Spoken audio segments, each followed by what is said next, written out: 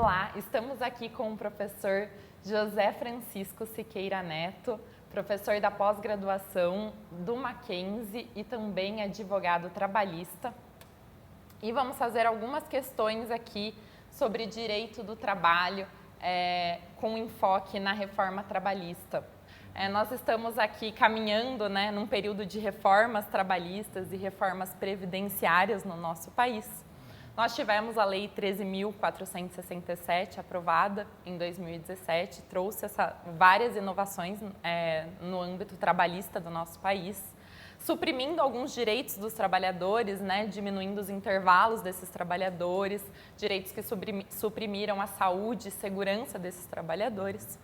E esses direitos suprimidos, ao mesmo tempo, agora este ano foi aprovada a reforma da Previdência, que dificulta o acesso desses trabalhadores à Previdência e diminui o valor dos benefícios desses trabalhadores, em que nós estamos tendo reformas que estão indo na contramão uma com a outra, uma vez que esses trabalhadores vão precisar mais da Previdência e agora esse acesso está mais dificultoso. Adicionando também que houve recentemente a aprovação do contrato verde e amarelo de trabalho, logo após a aprovação da reforma da Previdência, em que um dos incentivos para a contratação desses trabalhadores entre 18 e 29 anos foi justamente a redução do pagamento da contribuição previdenciária pelo empregador. Gostaria de saber qual a opinião do senhor em relação a essas reformas, como elas estão caminhando. Não, precisa, antes de mais nada, entender qual é a característica do direito do trabalho que a gente tem conhecimento. O direito do trabalho, tal como nós conhecemos, a CLT, as normas trabalhistas de proteção ao trabalho, elas decorrem de uma compreensão na verdade, de uma articulação com o modelo econômico. Elas surgem a partir do momento que o país resolve implementar um sistema de modernização da sua economia por meio da industrialização. É por esse motivo que, quando se discute a norma trabalhista, ela é comumente chamada de norma industrial, porque ela tem uma conexão com o modelo, com a perspectiva de industrialização do país. Inegavelmente, o país e todo o processo produtivo, de maneira geral, sofreram inúmeras transformações ao longo desse tempo. E isso, por si só, não descaracteriza a necessidade de se dar um nível de proteção mínima aos trabalhadores, de maneira geral. Esse é o pacto que sai depois da guerra. É um pacto que você tem um grande colchão para quem está trabalhando nas normas trabalhistas e na negociação coletiva, e para aqueles que aposentam na Previdência Social, nas regras de aposentadoria de maneira geral. A reforma que nós passamos, as reformas pelas quais passamos ultimamente, elas são reformas que negam essa modelagem, essa tentativa de você incorporar os pobres na sociedade. Então, por isso que eu digo que é uma reforma vingativa. Ela tira uma série de direitos, não oferece a menor alternativa de integração, e mais do que isso, ela cria digamos assim, um padrão de proteção jurídica que, na prática, no campo previdenciário, vai ter muito pouca aplicabilidade para os trabalhadores que possam, que consigam se aposentar no futuro. Vai ter muito pouca gente abarcada por isso, estatisticamente falando. E do ponto de vista daqueles que estão trabalhando, ela retira o mínimo de proteção que lhe dá condições de ter mais segurança e mais integração. A despeito disso, ela vem, digamos assim, fundamentada numa lógica de que é preciso tirar direitos para aumentar a produtividade do país, o que é uma profunda mentira, porque em nenhum lugar do mundo se conseguiu competitividade ou produtividade a partir da redução do padrão de proteção do trabalho. Você vai dizer, não, teve momentos que a China fez isso.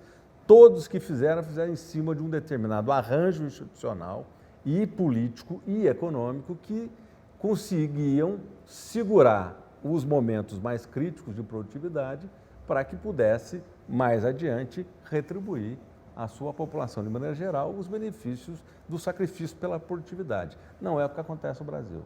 O Brasil faz uma opção por redução dos direitos trabalhistas no momento em que ele também abre mão da sua sofisticação industrial e abre mão da sua sofisticação na pauta comercial. Então, é completamente contraditório. A Lei 13.647 de 2017 também aboliu a obrigatoriedade das contribuições sindicais. Ao mesmo tempo que houve essa abolição dessa obrigatoriedade, também houve um aumento do poder de negociação sindical. Quais as consequências dessa mudança? É preciso aguardar um pouquinho como vai ser a reação dos sindicatos. E por que eu digo isso? Porque nós temos um sistema sindical que ele é baseado num tripé, que é contribuição, enquadramento e representação por categoria, né? E é base territorial, perdão. Pois bem, esse modelo ele foi quebrado, né? Então, você, na verdade, a coisa se deu da seguinte maneira: o Estado tolheu a autonomia dos sindicatos e, em troca, ele garantiu a sustentabilidade. Né? Então, esse foi o modelo. Era um modelo para você ter um sindicato de modelo estatal, né? Por dentro do Estado. Bom, a Constituição de 88 liberou mais ou menos, porque ela deu mais autonomia, mas manteve a base de representação única por categoria e base territorial com a garantia das contribuições. Agora, o que a reforma fez? A reforma, de novo, uma reforma vingativa, ela vem no sentido de destruir o sindicato, né? E vai destruir economicamente para fragilizá-los, ao mesmo tempo que aumenta o poder de negociação.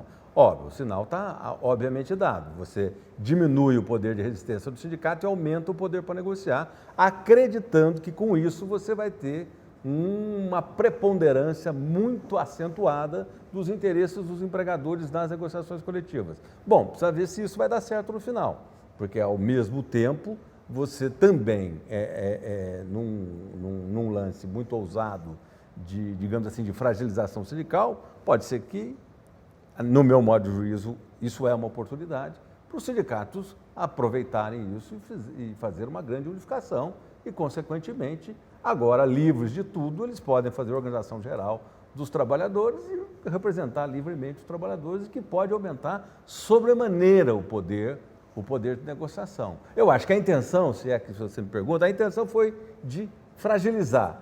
Mas se o resultado vai ser esse, eu tenho minhas dúvidas, porque eu acredito na capacidade de reação da sociedade de maneira geral e também dos trabalhadores, de maneira muito específica. Né? Os trabalhadores estão passando por um processo de extrema exposição e fragilidade.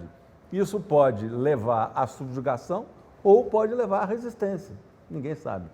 O senhor acredita que, não sendo mais obrigatória essa contribuição sindical, há a possibilidade do Brasil caminhar para uma pluralidade sindical, onde aí os sindicatos que os trabalhadores possam escolher sindicatos que representem mais ativamente os seus direitos perante os empregadores? Nesse ponto, eu acho que os idealizadores da reforma, eles andaram mal nos seus próprios objetivos, né? O objetivo de destruir o sindicato. Prova que conhece pouco do assunto, né? Tem mais rancor do que conhecimento. Se fosse com um pouco mais de conhecimento, eles teriam feito coisas piores, que eu não vou dizer aqui o que poderia ser feito, evidentemente. Né? Mas o fato é que o pluralismo, você depende do que é. Pluralismo, a gente vivia pluralidade sindical absoluta, com 19 mil, 20 mil sindicatos, você não pode dizer que o sindicato é único. Era único por categoria, porque você fazia o quê? Aumentava o número de entidades sindicais e fragmentava a representação única. Então, você deixava as negociações coletivas muito fragilizadas, porque elas eram negociações muito pontuais. Por exemplo, dentro de uma grande montadora de veículos, você tem mais de 30 sindicatos com 30 negociações diferentes, quando, na verdade, são todos metalúrgicos. Né? Então, esse tipo de benefício, entre aspas, que a legislação conferia na representação sindical, me parece que agora cai. Né? E não é desejo, é o que vai acontecer, porque vai fragmentar, não vai ter organização, você vai organizar por atacado, por assim dizer, pelo conjunto de representatividades. E aí, me parece que a intenção foi de diminuir, mas eu acredito que vai ter uma reação espontânea no primeiro momento e depois articulada. E vai aumentar muito o poder de negociação, porque as empresas vão descobrir. Ainda já descobriram, mas ainda tem algumas que já perceberam. Mas o conjunto dessa base, digamos, bárbara, que está tomando conta dos propulsores das reformas, eles vão perceber que as empresas, no final, elas precisam regular salário de maneira básica, porque o direito do trabalho tem um outro componente que pouca gente se dá conta. Ele também funciona como um padrão de uniformização da concorrência intercapitalista. E eles vão descobrir isso daqui a pouco.